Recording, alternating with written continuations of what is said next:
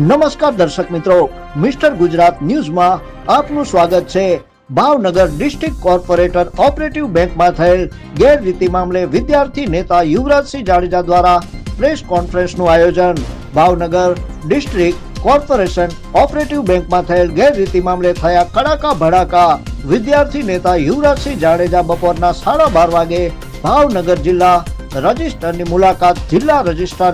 મુલાકાત બાદ બહુમાળી ખાતે પ્રેસનું આયોજન કરી ભરતીમાં થયેલા સગાવાદ, ઓળખાણવાદ તેમજ પરિવારવાદના નામો કર્યા જાહેર। Bureau chief Hasmukh Nimavat.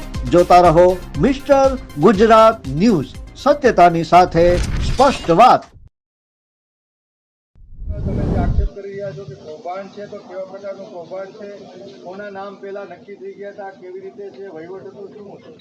મને એવું લાગી રહ્યું છે કે ગુજરાતના મુખ્યમંત્રી બનવું એના કરતાં ભાવનગર ડિસ્ટ્રિક્ટ કોઓપરેટિવ બેંકના ડાયરેક્ટર બનવું ને એ બહુ સારી બાબત છે।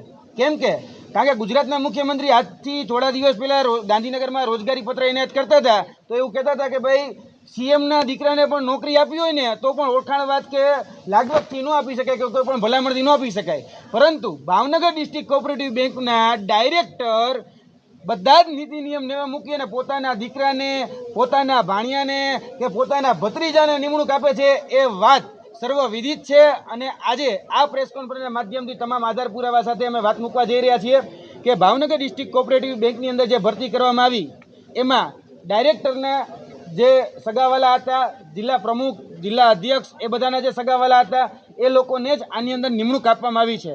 આ ભરતીની જે જાહેરાત હતી એ ફેબ્રુઆરી મહિનામાં થઈ હતી 6મી તારીખે, અને ત્યારબાદ 26 તારીખની આસપાસ આની પ્રિલિમિનરી પરીક્ષા લેવામાં આવી હતી અને જે ભરતી નિયમો હતા એ તમામ નેવે મૂકેલા હતા। કારણ કે નથી આનો સિલેબસ જાહેર કરવામાં આવ્યો, નથી આના રિક્રુટમેન્ટ રૂલ જાહેર કરવામાં આવ્યા, કે નથી આમાં કોઈ જ પ્રકારની પારદર્શિતા જાળવવામાં આવી। કેમ કે આપવામાં આવેલી OMR જે હતી, આપવામાં આવેલું જે પેપર હતું એ વિધાઉટ સીલ પેકનું હતું। OMR પાછી લઈ લેવામાં આવી, કોલ લેટર પાછા લઈ લેવામાં આવ્યા, OMRની સાથે સાથે પેપર પણ પાછું લઈ લેવામાં આવ્યું છે। એટલે પીયુનથી લઈ UPSC સુધીની તમામ પરીક્ષાઓ મેં આપી છે, પરંતુ આવી પરીક્ષા ક્યાંય મેં જોઈ નથી, આ હકીકત છે। અને એક પણ આમાં જે નામ છે એ બધા જ લોકો જે છે એ ક્યાંક ને ક્યાંક ડાયરેક્ટરના સગાવાલા અને જે સત્તાધીશો છે ભાવનગર ડિસ્ટ્રિક્ટ કોઓપરેટિવ બેંકના, એ સત્તાધીશોના સગાવાલા એટલે કે સગાવાદ, પરિવારવાદ અને ઓળખાણવાદથી જ સંપૂર્ણ ભરતી થયેલી છે। અને આજે એ તમામ તથ્ય પુરાવા અમે રજૂ કરી રહ્યા છીએ। અને ગુજરાતના ગૃહમંત્રીને પણ કહેવાનું કે લિસ્ટ બનાવો છો તો લિસ્ટ એ આવા કૌભાંડીઓનું પણ બનાવો કે જેથી કરીને આને જે છાવરે છે એ છાવરનારા ભાવનગરના જ ભારતીય જનતા પાર્ટીના સત્તાધીશો છે કે જે આને છાવરી રહ્યા છે, તો આને છાવરનારા જે છે એનું પણ લિસ્ટ બનાવી અને એનો પણ વરઘોડો કાઢવામાં આવે એવી અમારી વિનંતી છે। ભાવનગર ડિસ્ટ્રિક્ટ કોઓપરેટિવ બેંકની અંદર જે ભરતી કરવામાં આવી છે એ ભરતી નિયમ વિરુદ્ધ છે। તેની સાથે સાથે જે લોકોની નિમણૂક થઈ છે એ નિમણૂક યાદી પણ અમે તમારા સમક્ષ મૂકી રહ્યા છીએ। કેમ કે આ જે નિમણૂક થયા છે તેમાં અગાઉથી જ આજથી 15 દિવસ પહેલાં અમે અગાઉથી કહ્યું હતું કે આ ભરતીની અંદર ભરતી નિમણૂક પત્ર જેને મળશે એમાં 2 ડાયરેક્ટરના દીકરા હશે, જનરલ મેનેજરના ભત્રીજા હશે, ડાયરેક્ટરના ભત્રીજા હશે, ડાયરેક્ટરના શાળાના દીકરા હશે, ડાયરેક્ટરના નામ તો આપો, આ બધાના નામ આપીશું। પછી બીજેપીમાં જે હોદ્દો ધરાવનાર ઉંબલ છે,